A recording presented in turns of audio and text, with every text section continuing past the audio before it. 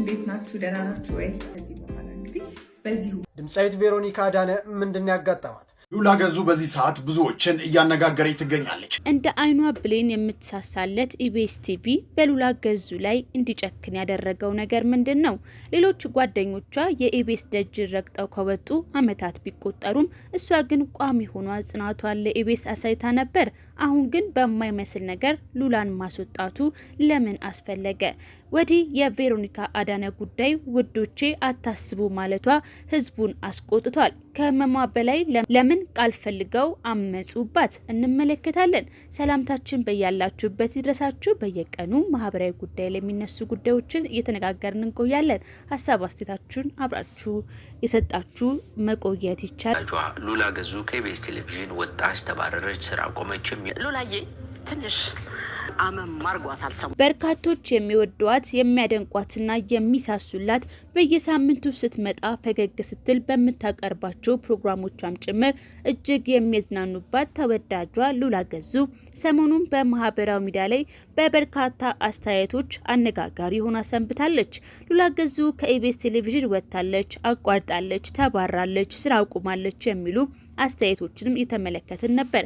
ከዚህ ጋር በተገናኘ ጉዳዩን መርመር አድርገን እንመለከታለን። ከዚህ በተጨማሪ ሉላ ህመም ላይ ነበር የሰነበተችው እና ምንድነው ያጋጠማት፣ አሁንስ በምን ሁኔታ ላይ ነው ያለችው የሚለውንም እንደ ተጨማሪ እንነጋገርበታለን ማለት ነው። ሉላ ገዙ ኢትዮጵያ ውስጥ በጣም ከሚታወቁና ከሚወደዱ የቴሌቪዥን ፕሮግራም አዘጋጆች አቅራቢዎች መካከል አንዷ ናት። ሰሞኑን የሚገርማችሁ ስለ ሉላ ገዙ አንድ ፕሮግራም ተሰርቶ ነበረ። ታዲያ ከልጅነቷ ጀምሮ የመጣችበትን የህይወት መንገድ፣ ያደገችበትን ሁኔታ፣ እዚህ አዲስ አበባ መታ ደግሞ ህልሟን ያሳካችበትን መንገድ፣ በልጅነቷ ስታልመው የነበረውን ነገር፣ የህይወት መንገዷ በብዙ ማህበራዊ ሚዲያዎች ላይ ሲነገር ነበረ። ከዚህም በጥቂቱ ሉላ ያደገችው በሻሸመኔ ከተማ ነው። ቤተሰቦቿ በስራ ምክንያት ሻሸመኔ ከተማ ነበሩ። ከዚያ በጣም ጥሩ የሕክምና ሂደት አለው ተብሎ ይታሰብ በነበረው በይርጋለም ሆስፒታል በጥሩ ሁኔታ እንድትወልድ የሕክምና ክትትሉ መልካም እንዲሆን ብለው በማሰባቸው ወደ ሆስፒታሉ እናቷ ሄደው እዛ ሆስፒታል ላይ ተወለደች። ነገር ግን በሻሸመኔ ከተማ ነው ያደገችው። ከዛ ሐዋሳ ከተማ ተምራለች፣ እዛው ሻሸመኔም ተምራለች። እንዲህ አይነት የህይወት መንገዶችን ካሳለፈች በኋላ ወደ አዲስ አበባ ከተማ ነው የመጣችው። ገና በልጅነቷ ማለት ነው። እንደውም 7ኛ 8ኛ ክፍል በ4 ኪሎ በሚገኘው ቅድስት ስላሴ ካቴድራል ትምህርቷን ተከታትላለች። ወላጅ እናቷ ሉላ ትምህርት በተጨማሪ ከመንፈሳዊ ህይወትም እንድትበረታ ጥሩ ስነ ምግባር ያላት ልጅ እንድትሆን ሃይማኖቷን የምታቅልጥ እንድትሆን በማሰባቸው ነው እዛ ትምህርት ቤት ውስጥ እንድትገባ ያደረጓት። ከዛም የ8ኛ ክፍል ውጤቷን አጠናቃ ወደ ሃይ ስኩል ስትሻገር ከ90% በላይ የሚሆን ጥሩ ውጤት በማምጣት ቤተሰቦቿን አክርታ ነበር። እሷም ደስተኛ ነበረች። በዚህም ሃይ ስኩል ከገባች በኋላ በተለያዩ የቁንጅና ውድድሮች ላይ ስትሳተፍ ነበረ። አንደኛ ሆና ያጠናቀቀችበትም ሂደት ነበረ። 11ኛ ክፍል ስትሆን በሊሴ ገብረ ማርያም ትምህርት ቤት ወይም ውስጥ የሚስ ሃይ ስኩል ውድድር ተካሂደና በጠቅላላ አዲስ አበባ የሚገኙ ሁለተኛ ደረጃ ትምህርት ቤት ተማሪዎች የቁንጅና ውድድር አድርገው በዚያም አንደኛ በመውጣት የ1500 ብር ተሸላሚ ነበረች። ጓደኞቿንም በርገር ጋብዛ ቀደም ሲል ቃል ገብታላቸው ስለነበር ማለት ነው። በዚህ አይነት መንገድ ብሯን አጥፍታም በጣም ጥቂት ገንዘብ ብቻ አስተርፋ ወደ ቤቷ ተመለሰች። ያንን በፈገግታ ነው የምታስታውሰው። በሸገር ሬዲዮ ከዚህ ቀደም በሰጠችው ቃለ መጠይቅ ላይ ከተናገረችው ማለት ነው። ከዛ ጉዞ ቀጠለ። 12ኛ ክፍል በጣም ጥሩ ውጤት አምጥታ ወደ መቀሌ ዩኒቨርሲቲ ገባች። መቀሌ ዩኒቨርሲቲን በሳይኮሎጂ ትምህርት ክፍል ተቀላቀለች። አንደኛ ዓመት ትምህርቷን አጠናቃ ክረምት ላይ ወደ አዲስ አበባ ቤተሰቦቿ ጋር ተመልሳ እያሳለፈች ባለችበት ደግሞ የሚስ ወርልድ ኢትዮጵያ ውድድር ተከናወነ። በዚያም ሰዓቱ ሉላ ገዙ ተወዳዳሪ ነበረች። ተወዳዳሪ መሆን ብቻ ሳይሆን በጠቅላላ በኢትዮጵያ ካሉ ቆነጃጅቶች መካከል በውጫዊም በውስጣዊ ውበትም ቆንጆ ኢትዮጵያዊ ተብላ ሚስ ወርልድ ኢትዮጵያ በሚል አሸናፊ ሆነች። በወቅቱ የዳይመንድ ሽልማት ነበር የተሸለመችው። ያ እድል ግን በጣም በርካታ የህይወት መንገዶችን እንደከፈተችላት ይታወቃል። ማስታወቂያዎች እንድትሰራ፣ ወደ ፊልሙ ዓለም እንድትገባ፣ ሌሎችንም አይነት እድሎችን አመቻቸላት። በዚህ ምክንያት በሰራችው ስራ የመጀመሪያ መኪናዋን መግዛት ቻለች። እንግዲህ እንደምታውቁት የቁንጅና ውድድር ከላይ የሚታየውን ውበት ብቻ ሳይሆን ውስጣዊ ውበትንም የሚመዝንበት እውቀታችሁ ስለ ሀገራችሁ ያላችሁን እውቀት ስለ ባህላችሁ ያላችሁ ምልከታ ስለ አለባበሳችሁ ሌሎችም አይነት ጠቅላላ እውቀቶች የሚጠየቁበት ነበር።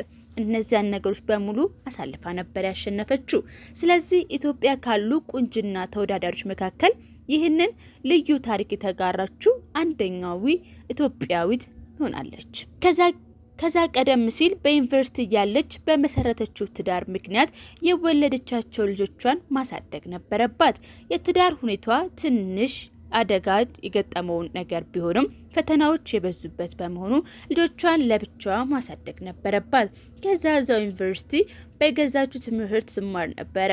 ከጎን ደግሞ በዩኒቲ ዩኒቨርሲቲ በሶሺዮሎጂ ትማር ነበር። እነዚህ ሁለት ትምህርቶች ከልጆች ማሳደግ ጋር እያካሄደች ስራ ከመስራት ጋር በማካሄድ ትምህርቷን ተምራ አጠናቃለች። 2 ዲግሪዎችን በአንድ ሳምንት ልዩነት ይዛ ተመረቀች ማለት ነው። ከዛ ደግሞ ማስተርሷንም በፐብሊክ ሪሌሽን ተመርቃ በዚሁ አዲስ አበባ ዩኒቨርሲቲ በኋላ ቆየት ብላ ማለት ነው። እንደዚህ አይነት ህይወት መንገድ ያላት በጣም ጠንካራ ጎበዝ ለዓላማ የጸናች ሴት ናት። እንደውም ቤተሰቦቿ እንደሚኮሩባት የቤታቸው ምሰሶ መሆኗን ጭምር ሲመሰከርላት ነበር። አባቷም ከዚህ በፊት በሸገር ሬዲዮ በኩል የተናገሩትን እየሰማቸው እንደዚህ አይነት ታሪክ ያላት ጎበዝ ሴት መሆኗን ሰሞኑን በተሰራው ቪዲዮ ላይ መቅረብ ተችሏል። ታዲያ ታዋቂ ናት፣ ብዙ አድናቂዎችና ወዳጆች አሏት እና ከሰሞኑ ግን እልም ጥፍት ብላለች። ከቴሌቪዥን ፕሮግራም ተከታታይ የሆኑ 3 ሳምንታቶች አካባቢ የቴሌቪዥን ፕሮግራሙ ላይ አልታየችም። ይህ የሆነበት ዋነኛ ምክንያት ደግሞ እግሯ ላይ ባጋጠማት ህመም ምክንያት ሉላ ገዙ በኢንስታግራም ገጿ ላይ ባለፈው ስቶሪ አድርገው የተጎዳውን እግሯን በይፋ የጠቀለለችበት እግሯን ፎቶ አንስታ ለቃለች። እና አንዳንድ ነገሮች እንዳሰብናቸው ሳይሆን ባላሰብነው መንገድ ሊከሰቱ እንደሚችሉ ነገር ግን ያንን ነገር ፈጣሪ እንደሚያደርግ የሚያሳልፍ እና ጥሩ የጤና መሻሻል ላይ እንዳለች በስቶሪዋ ላይ ስታስቀምጥ ተመልክተናል። ታዲያ የቴሌቪዥን ፕሮግራም አዘጋጆችም አልገለጡም እስካሁን ባለው ሂደት ውስጥ ማለት ነው። ግን እግሯን ታመመች ብቻ ብለው ሀሳባቸውን አስቀምጠው ነበር። እንደምታውቁት ከምታቀርባቸው ፕሮግራሞቿ መካከል እንተዋወቃለን የተሰኘው የቤተሰብ ፕሮግራም ይታወቃል ወይም ይገኝበታል። በመጀመሪያ ሳምንት ላይ እሱ ፕሮግራም ሉላ ባለመኖሯ ሳይቀርጽ ለተመልካች ሳይቀርብ አለፈ። ሁለተኛው ሳምንት ላይ ደግሞ አርቲስት ንጹህ ኃይሌ በቴሌቪዥኑ መስኮት ብቅ ብላ ሉላ እስክትመለስ ድረስ ፕሮግራሙን አቀርባ የተመለከትን ነበር። ሉላዬ ትንሽ አመም ማርጓታል ሰሞኑ። ንጹህ ይሄንን ፕሮግራም በመታቀርብበት ጊዜ ታዲያ ኮሜንቶቹን እየተመለከትኩኝ ከ600 በላይ ኮሜንቶች ተሰጥቷል። አብዛኞቹ ሉላ ምን ሆና ነው ለምንድን ነው የማትመለሰው በሚሉ በርካታ ጥያቄዎችን ያስተዋለው። በነገራችን ላይ ሉላ ያቀራረቡ ከተመልካች ጋር ያላት አታችመንት በጣም ተወዳጅ እንደሆነ ግልጽ ነው፣ የሚታወቅ ነው። ንጹህ ኃይሌ ደግሞ ለየት ያለ በጣም ደስ የሚያሰኝ ያቀራረብ መንገድ ይዛን የመጣችው እና እኔ ንጹህም በጣም ወድጃት ፕሮግራሙን ተመልክቸዋል። ታዲያ አብዛኛው ወዳጆቿ ምን አይነት መገመት ጀመሩ? ከኢቢኤስ ቴሌቪዥን ወጣለች የሚሉ ግምቶችንም ማውራት ጀመሩ። ማህበራዊ ሚዲያ ላይ የሚነሱ ሀሳቦች ግን ጥያቄ የሚያስነሳ በመሆኑ እኔም ላውራቸው የፈለኩት እስካሁን ባለው መረጃ መሰረት ሉላ ከኢቢኤስ ትውጣ ከኢቢኤስ አትውጣ ተመልሳ ትቀጥል ግን የሚታወቅ ነገር የለም። ባለን ግምት መሰረት ግን እግሯ ላይ ባጋጠማት ህመም እንጂ ኢቢኤስ ጋር የተፈጠረ ነገር ኖሮ ወይም ደግሞ ሌሎች ነገሮች ስላሉ እንዳሉ ነው እኔ የምገምተው። ስለዚህ በዚህ መንገድ እንድትረዱት እንጂ ሰዎች እንዳሉት ልትወጣ ነው ልትለቅ ነው ተባራ ነው የሚሉ ሀሳቦችን ለጊዜው መስማት የለብንም። እንዲህ አይነት ነገር እንኳን ቢፈጠሩ ራሱ ቴሌቪዥኑ ይፋዊ የሆነ መግለጫ እስካላወጣ ድረስ ሉላ ራሷ ወጣ እንዲሆናል ብላ እስካልተናገረች ድረስ መወሰን ድምዳሜ ላይ መድረስ አንችልም። ስለዚህ በዛ መንገድ እንድትረዱት ይሁን። ሌላኛው ጉዳያችን የቬሮኒካ አዳነ ጉዳይ ነው። በጣም በማህበራዊ ሚዲያ ላይ ስለሷ ጉዳይ ሲዘዋወር ተመልክተናል። ታዲያ ባጋጠማት ህመም ምክንያት አታስቡ ጨጓራዬ ነበረ ነገር ግን ብላ ይህን መልእክት ካስተላለፈች በኋላ በርካታ ኢትዮጵያዊ የምናስበው ስንት ነገር የሚያስጨንቀ ስንት ነገር ባለበት ጊዜ ስለ አንቺ መታመም የሚያሳስበን ይመስልሻል ወይ እያሉ በርካታ ኮሜንቶችን በማህበራዊ ሚዲያ ላይ ተመልክቻለሁ። እናንተስ በዚህ ጉዳይ ላይ ሀሳባችሁ ምን ይመስላል? ኮሜንት ላይ አስቀምጡልኝ። በየጊዜው በየቀኑ ማህበራዊ ሚዲያ ላይ የሚወሩ እውነተኛ መረጃዎችን የምንነጋገርበት የዩቲዩብ ቻናል ላይ ነው የምትገኙት። እስካሁን አብራችሁ ስለነበራችሁ ክብረት ይስጥልን። መልካም ጊዜ